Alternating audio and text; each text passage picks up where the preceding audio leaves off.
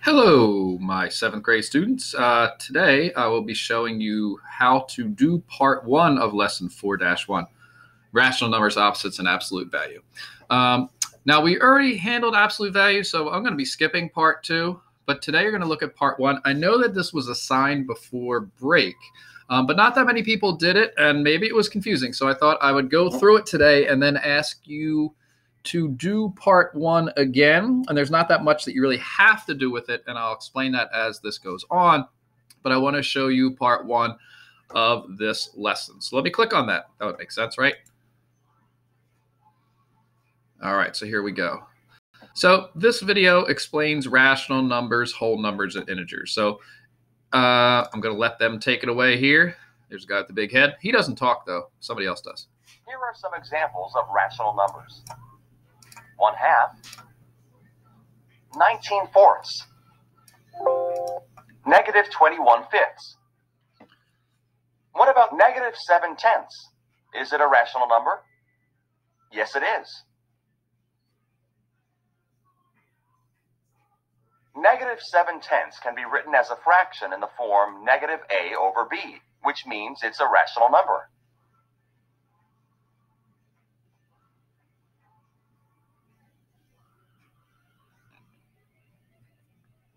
What about 5 1/3?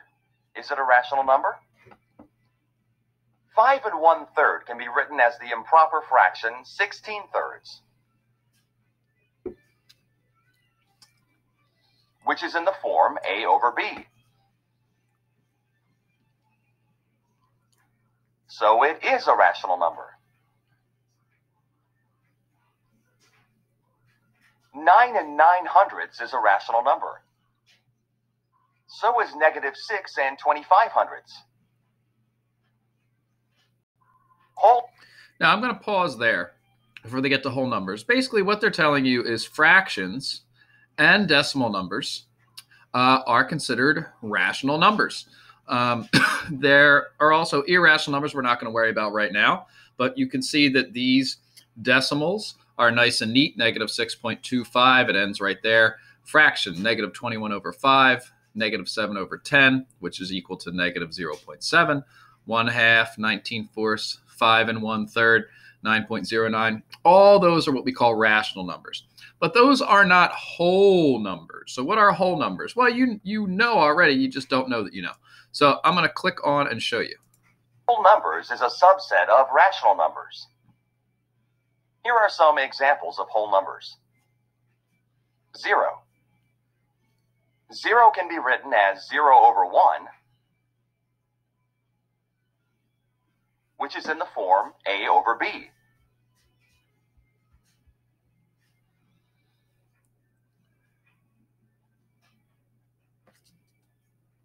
1, 2, 3, and so on. So that so on is very important. So whole numbers, 0, 1, 2, 3, 4, 5, 6, 7, 8, 9, 10, 11, 12, 13, on and on and on and on forever. They are whole numbers, but they are also a subset of rational numbers. So in other words, whole numbers are in the family of rational numbers, but they're a special kind of rational number. You notice there's no decimals and no fractions here, just whole numbers. So then you see this kind of thing creeping in here. So what are integers then? Integers is a subset of rational numbers. This subset includes the set of whole numbers. So whole numbers are integers, but you'll notice something else about integers in just a second. Here are some examples of integers. -1, -2, -3, and so on. And that so on is very important. So what they're showing you is that integers also include your negative numbers. No fractions, no decimals. Integers do not have fractions or decimals, just like whole numbers. So whole numbers are just what you usually think of as your counting numbers, like when you count 0, 1, 2, 3, 4, on and on and on. Those are your whole numbers. Integers include those whole numbers, but then they are also your negative numbers. And then rational numbers is everything. Those decimals, those fractions, those negative number integers, and those whole numbers. So hopefully that made sense. I'm gonna skip to the next screen here because it just kind of gets wordy and you don't really need to see the rest of it, and I don't want to waste your time. So I'm gonna click to the next screen. And what I'm going to ask you to do here is I'm going to start you off, and then I'm going to ask you today to complete this page. But I'm going to start you off, and you'll see that some of these numbers can fit into more than one category. For example, 13, is that a whole number? Yes, it is, because you're used to that. Like I can count 0, 1, 2, 3, 4, 5, 6, 7, 8, all the way up to 13. But 13 is also an integer, because remember, integers are negative numbers, but they are also those positive numbers. And 13 is also a rational number. So numbers can fit into more than one category. I'm going to look at right next door to that, negative 125. Is that a whole number? No, because remember, whole numbers did not include negative numbers, but integers did. So negative 125 is an integer, but then it's also a rational number. In other words, everything's a rational number. So any of these here can fit into the rational numbers category, but only certain things can fit into the whole numbers and the integers.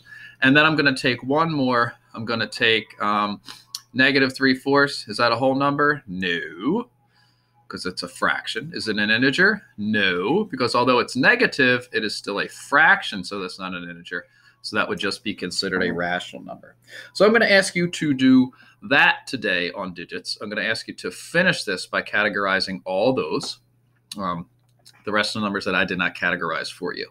And then I'm going to ask you to think about this one and answer this. Which set of numbers does negative 1 3/5 belong to? Is it a whole number, an integer, or a rational number? And you see the answer choices say it could be 2, it could be 3, it could be 2 and 3, or it could be 1, 2, and 3. And those Roman numerals correspond to the answer choices here. And here, one of your friends says the number 4/4 belongs only in one category, rational numbers.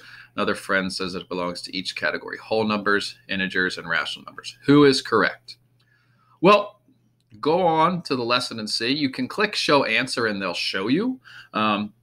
But you might be surprised when you see the answer. So your assignment today is going to be lesson 4-1, part 1. Now that I've shown this to you, I would like you to do that. And tomorrow you will actually do part 3, because remember, we're skipping part 2 because we already looked at absolute value.